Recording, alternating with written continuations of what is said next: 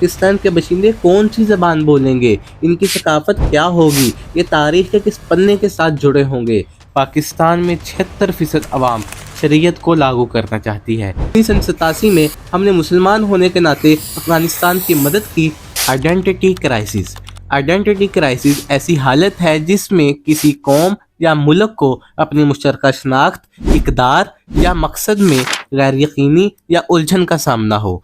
ये बहरान उस वक्त पैदा होता है जब किसी कौम की तारीख, मजहब, जगराफिया या सकाफत मुतनाज़िया हैसियत इख्तियार कर लेती है। दोस्तों, पाकिस्तान के मामले में ये सबसे बड़ा मसला है। इसी के पेश नज़र हम अभी तक ये नहीं जान पाए कि पाकिस्तान एक अरब मुल्क है या इंडियन मुस्लिम रियासत है जो कि इंडियन के अंदर हिंदुओं की अक्सरियत के खौफ में कायम की गई है। पाकिस्तान के बशिंदे कौन सी ज़बान बोलेंगे, इनकी सकाफत क्या होगी, ये तारीख के किस पन्ने के साथ जुड़े होंगे। दोस्तों, आज हम समझेंगे पाकिस्तान आइडेंटिटी क्राइसिस।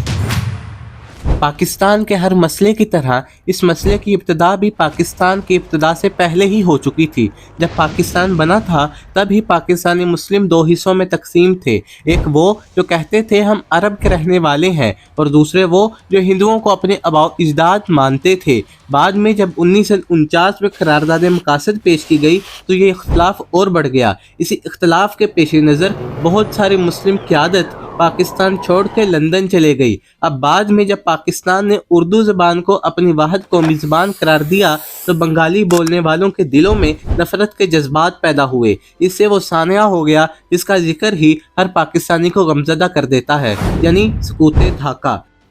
इसके बाद 1987 में हमने मुसलमान होने के नाते अफगानिस्तान की मदद की, जो कि नेशनल स्टेट की तारीफ को देखते हुए एक गलत अमल था। ज़ियाउल हक ने खिलाफत के कॉन्सेप्ट को फ़रोग दिया। ज़ियाउल हक के बाद सियासतदानों ने पंजाब को अहमियत दी, जिसने बाकी सूबों में रहने वालों में एहसास कमतरी पैदा कर दिया, जो कि पाकिस्तान के शनाख्ती बहरान में से बड़ी वजह है। दोस्तों, कोई भी कौम अपने आप में बुरी नहीं होती, इसीलिए हम देखते हैं कि इस बहरान के पीछे कौन कौन सी वजूहात कार फरमा है। दोस्तों, पाकिस्तान में 76% अवाम शरीयत को लागू करना चाहती है। इसी वजह से कई इंतहा पसंद तंजीमें कायम हो चुकी हैं, लेकिन शरीयत की तारीफ का किसी को कुछ इल्म नहीं है। पाकिस्तान में कई किस्म के मसलक आबाद हैं और हर किस्म का मसलक दूसरे मसलक के इस्लाम और शरीयत को कबूल करने को तैयार नहीं है। इसी वजह से 1980 की दहाई में ये मसालिक आपस में कत्ले आम करते हुए दिखाई दिए हैं। इस चीज़ ने हमारी कौम के मुश्तरका मजहब और इत्तेहाद को नुकसान पहुँचाया है, जो कि शनाख्ती बहरान की बड़ी वजह है।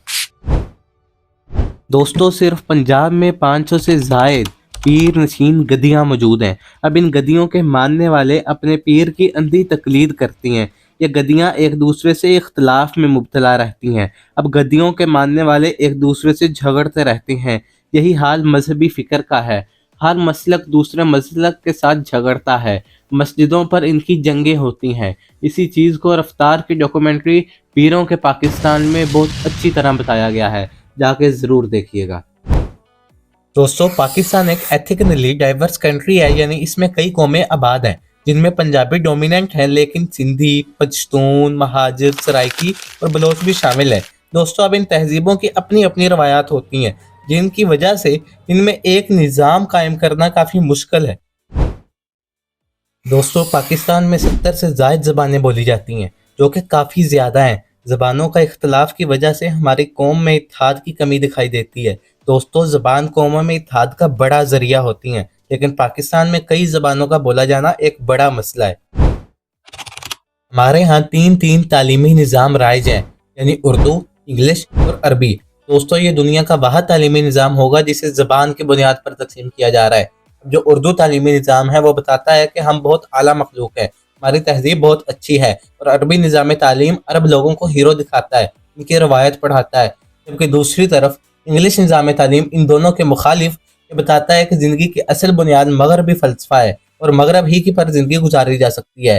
दोस्तों, जब हम अपने बच्चों को इतनी ज़्यादा इख्तलाफ में तरबियत करते हैं तो हम कैसे उनसे ये उम्मीद रख सकते हैं कि वो उठेंगे और जाके कौम में इत्तेहाद कायम करेंगे। दोस्तों, ये तालीमी निज़ाम के पेश नज़र हम देखते हैं कि कमेंट बॉक्स में लोग एक दूसरे से कितनी ज़्यादा नफरत करते हैं। आप लोग सोच रहे होंगे कि इंडिया में भी यही सब कुछ है, लेकिन वो कैसे इत्तेहाद कायम किए हुए हैं। तो दोस्तों, यहाँ पर आती है हिस्ट्री। انہوں نے اپنی ہسٹری کو بہت زیادہ اچھے طریقے سے ریپرزینٹ کیا ہے، لیکن ہم افسوس کے ساتھ اپنی تاریخ کو جو ان سے کئی درجے بہتر ہے اچھے طریقے سے پیش نہیں کر پائے۔ دوستو یہ تو بات کی ہم نے آئیڈینٹی کرائسس کی وجوہات کی، اگر ہم اس کے اثرات کی بات کریں، سقوط ڈھاکہ اس کی وجہ سے پاکستان دو حصوں میں تقسیم ہو گیا، وہ بھی ہمارے آئیڈینٹی کرائسس کا ہی نتیجہ تھا۔ جتنی بھی انتہا پسند تنظیمیں ہیں وہ بھی آئیڈینٹی کرائسس کی ہی مرہون منت ہیں۔ دوستو ہماری معاشی پسماندگی، ہمارا عقلی معیار کم ہونا، یہ سب آئیڈینٹی کرائسس کا ہی نتیجہ ہے۔ اگر آپ اس ویڈیو پر اچھا رسپانس دیں گے تو انشاءاللہ اگلی ویڈیو کو ہم اس کے سلوشن پر بنائیں گے۔